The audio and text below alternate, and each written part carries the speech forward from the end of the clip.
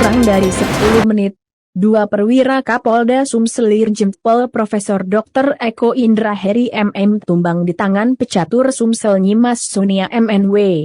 Perwira yang dimaksud ini adalah bidak dalam permainan catur, di mana Irjen Pol Profesor Dr. Eko Indra Heri tengah bermain catur di Wisma Atlet, Jakabaring Sport City, JSC, Palembang, Senin, 9 Agustus 2021. Saya sangat yakin atlet kita ini hebat, luar biasa. Artinya kita bisa meraih prestasi paling tidak di atas dari yang tahun lalu atau penyelenggaraan tahun sebelumnya. Nah, ada fungsi yang harus kita jalankan. Jangan berpikir bertanding setiap pertandingan.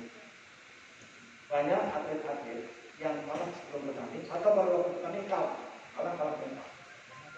Saya bukan atlet, tapi saya hobi olahraga bulu tangkis. Saya tidak hebat, tapi kalau bertanding kita orang-orang yang sudah bagus untuk bertanding kalah. Karena saya mental juara. Saya kalah bukan karena kalah dengan diri sendiri, tapi kalahnya karena kawan itu bagus.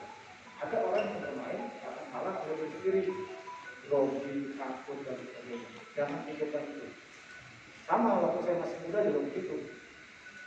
Rasanya kalau kita mau bertanding lawan orang